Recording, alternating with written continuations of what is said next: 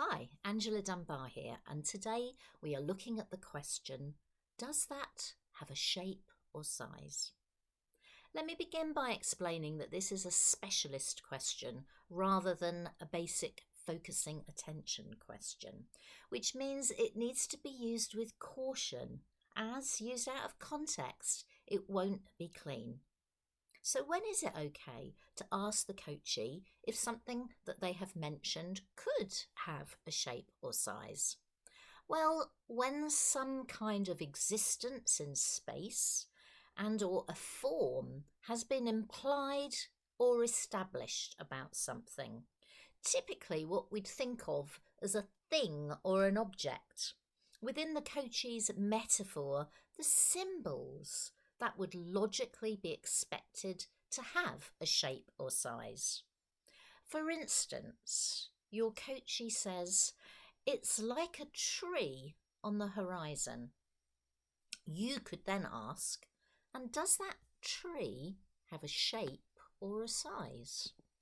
It sounds obvious it's going to be a tree-like shape or size, but that could vary considerably, and this question helps the coachee to notice what kind of form that object has, and in doing so it brings that thing into a clearer focus and might help them notice more about its other characteristics.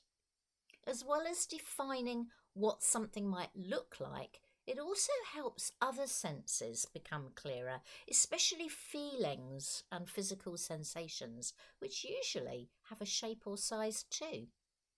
So we can also ask the shape or size question of an implied object that we sense within ourselves in some way, usually visually or in some kind of physical sensation. So for instance, if our coachee said, "I feel an energy in my heart," it has a location in the heart and it's sensed because the coachee said, "I feel." So it sounds like it has a form of some kind. So we could follow up with, "And when you feel an energy in your heart, does that energy have a shape or a size?" Now that might generate a response like, "Well, it's small but growing and it vibrates in time with my heartbeat." But equally, it might elicit, "No, it's just kind of there. I sense it vibrate in that area, but it doesn't really have a fixed shape or size." And that's fine. The question has helped shine a light on that energy, and more might emerge later. David Groves said, in order for a metaphor to transform, it must first have a form. If the coachee simply said of something, "It has energy," then the shape or size question wouldn't be appropriate, as that energy doesn't have any kind of shape or size established. The same distinction could be made between a coachee saying, "I want to be confident," or alternatively saying, "I feel confident in my gut." With the second example there, once we have the hint of a form, we can build on it cleanly. But that first one, we don't have that.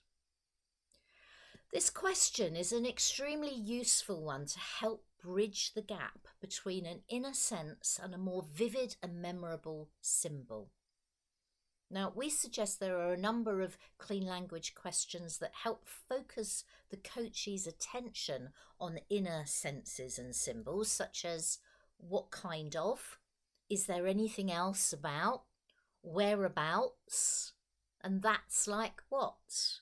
These focusing attention questions really need to be asked first. So use the shape or size question after you've asked a selection of these other questions.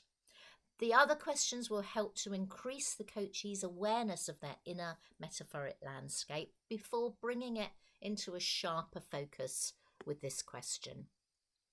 You can also use this question in a more practical way of any object or thing mentioned to help quantify and define it further.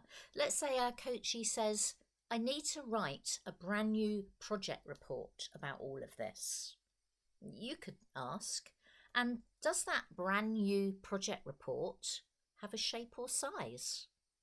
And the coachee might say, well, it's large, but maybe no more than 20 pages. It's standard A4 size, but could have a front cover on to make it look inviting.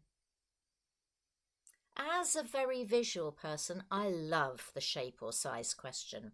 I like to be asked it as it helps my invisible inklings become clearer things that have an existence in my imagination, symbols that are located in my mind's eye that for me I can see more clearly, and that means I know more about whatever it is they represent for me.